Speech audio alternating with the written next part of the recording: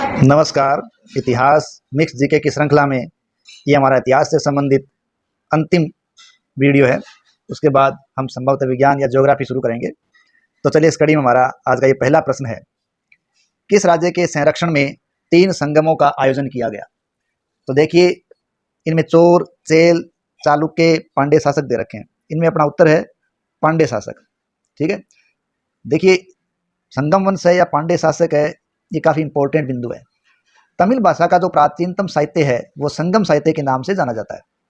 संगम का अर्थ संघ या परिषद से लगाया गया है। यानी संगम साहित्य में दक्षिणी भारत के जनजीवन की झांकी अपने को देखने को मिलती है। और संगम साहित्य में हमें 3 वंशों का उल्लेख मिलता है, और ये 3 वंश या राज्य थे चेर, चोल और पांडे। इनका उल्लेख हमें मिलता है। और इनमें देखा जाए तो सबसे अधिक प्रभावशाली कोई रहे हैं तो वो कौन से रहे हैं? वो चेर रहे हैं। यानी सबसे अधिक उल्लेख किसके बारे में मिलता है? चेर के बारे में मिलता है। ये सबसे प्राचीन भी माना गया है। लेकिन ध्यान रखिए, संगमों का जो आयोजन है वो पांड्यों के संरक्षण में हुआ है। पांड्य शासकों के संरक्षण में कुल 3 संगम या संघ आयोजित किए गए थे, और इसमें संकलित साहित्य ही संगम साहित्य के नाम से जाना गया है। इसमें जो प्रथम साहित्य है, प्रथम संगम है, वो मथुरा में हुआ। दूसरा संगम कपाट पूर्व में हुआ, और तीसरा संगम उत्तरी मथुरा में आयोजित किया गया। हालांकि प्रथम संगम है उसका कोई भी ग्रंथ हमें प्राप्त नहीं हुआ, और तीसरे संगम के भी अधिकांश ग्रंथ है वो नष्ट हो गए। लेकिन अवशिष्ट तमिल साहित्य तीसरे संगम से ही संबंधित है। जहां तक एक ग्रंथ है तोल्कापियम। तोल्कापियम द्वितीय संगम का एकमात्र उपलब्ध ग्रंथ है जो प्राचीनतम साहित्य है तमिल साहित्य का, और इसके रचनाकार है तोल्कापियर। काफी इंपॉर्टेंट प्रश्न है। तोल्कापियम के रचनाकार तोल्कापियर थे, जो अगस्त्य ऋषि के 12 शिष्यों में से एक थे। और तोल्कापियम क्या है? वो एक तमिल व्याकरण ग्रंथ है।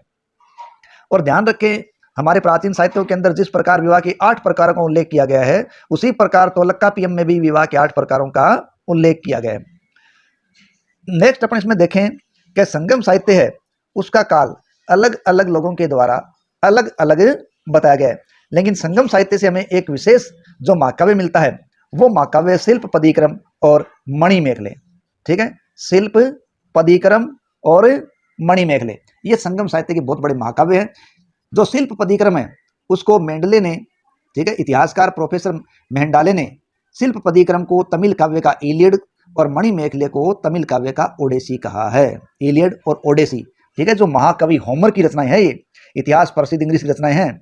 इसी प्रकार संगम साहित्य से में तिरुवल्लुवर द्वारा लिखा गया तिरुकुरल भी प्राप्त हुआ है, जो कि सबसे प्राचीन तमिल ग्रंथ है तिरुकुरल, और इसे तमिल बाइबिल के नाम से भी तिरुकुरल को जाना जाता है। नेक्स्ट हमारा प्रश्न है, निम्न में से कौन सा युग्म सुमेलित नहीं है? देखिए, एक तरफ राज्य है, एक तरफ राजधानी है। तो चोलों की राजधानी तंजौर बिल्कुल ठीक है, और चेरों की राजधानी वज्जिय भी ठीक है, और पांड्यों की राजधानी मदुरै। अब दे रखा है चालुक्य। देखो, चालुक्यों की राजधानी है वो कभी भी कन्नौज नहीं रही। कन्नौज है वो वर्धन वंश की राजधानी रही है। ठीक है, यानी थानेश्वर है वर्धन वंश, वो कन्नौज में था। इसी प्रकार जब पाल, प्रतिहार, राष्ट्रकूट इन तीनों का संघर्ष 8वीं शताब्दी के बाद में चला था, तो वो भी कन्नौज को लेकर चला था। और आपको ये बता दूं, कन्नौज आधुनिक उत्तर प्रदेश के फर्रुखाबाद का क्षेत्र है। तो ये चालुक्य वो गुजरात के थे, कन्नौज के नहीं। नेक्स्ट, मुद्रा राक्षस नामक पुस्तक के लेखक कौन है? देखिए, मुद्रा राक्षस है वो विशाख दत्त की रचना है। मुद्रा राक्षस के अलावा एक अन्य जो रचना है जो विशाख दत्त की काफी प्रसिद्ध है, वो है देवी चंद्रगुप्तम। ये भी विशाख दत्त की बहुत प्रसिद्ध रचना है। मुद्रा राक्षस भी विशाख दत्त की है। और ये जो मुद्रा राक्षस है इसमें मौर्य काल की जानकारी भी प्राप्त होती है। नेक्स्ट, गीत गोविंद के रचनाकार कौन है? देखिए, गीत गोविंद के रचनाकार है जयदेव। और जयदेव है वो सेन वंश के शासक हुए हैं लक्ष्मण सेन। कौन थे? लक्ष्मण सेन। तो ये लक्ष्मण सेन के दरबारी थे जयदेव। और संस्कृत के एक अलग रूप में देखें तो संस्कृत के अंतिम विद्वानों के अंदर इनको माना जाता है। ठीक है, यानी संस्कृत के अंतिम विद्वानों में गणना की जाए तो वो कौन है? जयदेव, जिनकी प्रमुख रचना है गीत गोविंद, और संस्कृत भाषा में यही रचना। ठीक है, और ये सेन वंश था वो बंगाल में विस्थापित हुआ था, एक वंश था। अगला हमारा प्रश्न है, निम्न में से कौन सा युग्म सुमेलित नहीं है? देखिए, राजतरंगिणी, ये किससे संकेत लगाई गई है? कल्हण, बिल्कुल सही है। कल्हण की रचना ही है राजतरंगिणी, जिसमें मूल रूप से कश्मीर का इतिहास वर्णित है। कई बार प्रश्न आता है कि राजतरंगिणी में कहाँ का इतिहास है? कश्मीर का। नेक्स्ट है पृथ्वीराज रासो। पृथ्वीराज रासो है वो चंद्रप्रदाय की रचना है, और चंद्रप्रदाय कौन है? वो पृथ्वीराज चौहान तृतीय के दरबारी थे। नेक्स्ट है अभिज्ञान शाकुंतलम। देखिए ये रचना है कालिदास की। तो कालिदास जो गुप्त काल की महान विभूति हुए हैं, उनकी ये प्रमुख रचना है अभिज्ञान शाकुंतलम। और कालिदास की जहाँ तक साहित्य की बात की जाए तो साहित्य के आधार पर कालिदास बहुत उच्च कोटि के विद्वान हुए हैं, क्योंकि कालिदास ने कई रचनाएं लिखी हैं। मेघदूत, विक्रमोर्वशीयम, अभिज्ञान शाकुंतलम, ऋतुसंहार, ये इनकी कई रचनाएं हैं। और इन्हीं रचनाओं के आधार पर इनको भारत का शेक्सपियर कहा जाता है। और नेक्स्ट है अमुक्त माल्यद, और इससे जोड़ा हुआ दिखा रखा है भवभूति। देखिए भवभूति है, उनकी रचना देखें तो वो है उत्तर रामचरित। भवभूति की रचना कौन सी है? उत्तर रामचरित, ये तो भवभूति की रचना है। ठीक है, इसी प्रकार भवभूति की रचना दूसरी देखें तो वो है मालती माधव। कौन सी है? मालती माधव। लेकिन अपने को सामने दे रखा है कौन? अमुक्त माल्यद। तो ये जो रचना है वो रचना एक इतिहास प्रसिद्ध रचना है, और ये विजयनगर के शासक कृष्णदेवराय की रचना है। ये बहुत इंपॉर्टेंट है, इससे संबंधित देखिए जानकारी आपको रहनी जरूरी है। देखिए कृष्णदेवराय है वो विजयनगर के शासक हुए हैं, और कृष्णदेवराय ने तेलुगु के प्रसिद्ध ग्रंथ अमुक्त माल्यद की रचना की है, जो तेलुगु भाषा ग्रंथ, ध्यान रखिए। इसमें कृष्णदेवराय के राजनीतिक विचारों और प्रशासनिक नीतियों का उल्लेख किया गया है। महान विद्वान और विद्या प्रेमी होने के कारण कृष्णदेवराय को अभिनव भोज, आंध्र भोज, आंध्र पितामह आदि नामों से भी जाना गया है। कृष्णदेवराय ने संस्कृत भाषा में जाम्बवती कल्याणम और उषा परिणय नामक पुस्तकों की भी रचना की है।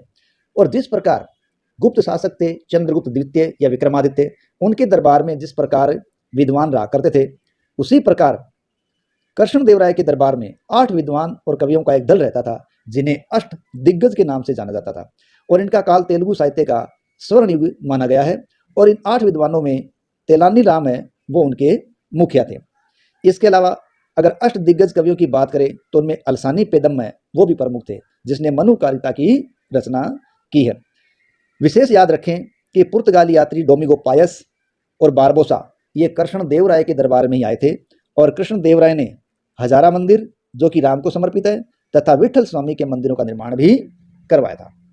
नेक्स्ट हमारा प्रश्न है तंजौर के बृहदेश्वर मंदिर का निर्माण किसने करवाया? देखिए तंजौर के बृहदेश्वर मंदिर का निर्माण राज प्रथम चोल शासक के द्वारा करवाया गया था। किसके द्वारा? राज प्रथम चोल शासक के द्वारा करवाया गया। देखिए चोल वंश है उसकी स्थापना विजयालय के द्वारा 9वीं शताब्दी में कहते हैं पल्लवों के पतन के बाद की गई थी। और जहां तक राज की बात है वो चोल साम्राज्य का प्रथम शक्तिशाली शासक माना गया है, जिसने 985, ठीक है, राज प्रथम ने कब से 985 से लगभग 1014 ईस्वी तक राज किया था।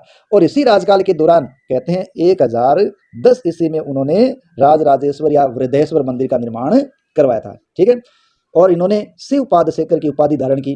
और राज प्रथम का तंजौर में बनाया गया बृहदेश्वर मंदिर या राजराजेश्वर मंदिर दक्षिणी भारत में सबसे ऊंचे शिखर वाला मंदिर है जो भगवान शिव को समर्पित है।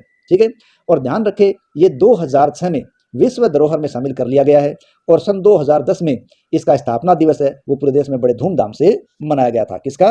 राजराजेश्वर या बृहदेश्वर मंदिर का समारोह।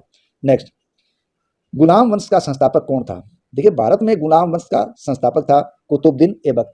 देखिए मोहम्मद गोरी के बाद भारत की सत्ता वो कुतुबुद्दीन ऐबक के हाथों में आ गई। चूंकि ये मोहम्मद गोरी का गुलाम था इसलिए इसके द्वारा स्थापित वंश क्या कहलाया? गुलाम वंश कहलाया। और कुतुबुद्दीन ऐबक ने 1206 से 1210 ईस्वी तक शासन किया था। ठीक है, चूंकि ये मोहम्मद गोरी के गुलाम थे और इससे आगे बनने वाले शासक भी गुलाम ही थे, इसलिए ये वंश क्या कहलाया? गुलाम वंश कहलाया। और सल्तनत काल के अंदर 1206 से 1290 तक ये काल रहता है। कौन सा काल? गुलाम वंश का काल।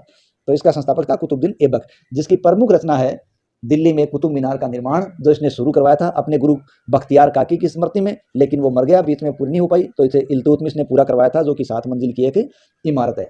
और जो कुतुबुद्दीन ऐबक है वो चौगान या पोलो खेलते हुए घोड़े से गिरकर मर गया था। नेक्स्ट है किस सुल्तान ने दासों का अलग विभाग बना रखा था? तो सल्तनत के शासक फिरोज शाह तुगलक ने दासों का अलग विभाग बना रखा था, और उस दासों के विभाग का नाम था दीवान ए बंदगान। और कहते हैं कि इसके दरबार में 1,80,000 दास रहा करते थे। इस प्रकार दासों से बहुत ज्यादा अलग विभाग रखने वाला या लगाव रखने वाला, शौक रखने वाला सुल्तान हुआ है फिरोज शाह तुगलक। तो आज हमारा इन्हीं प्रश्नों के साथ एक बार को एक इतिहास का जो हमने एक रिपीटिशन शुरू किया था वो पूरा होता है। अब आगे देखते हैं विज्ञान या ज्योग्राफी की तरफ रुख करते हैं। आशा है आपको ये हमारे प्रयास पसंद आ रहे होंगे। प्लीज़ चैनल को सब्सक्राइब करें, वीडियो को लाइक करें, कमेंट करें, शेयर करें। जय हिंद,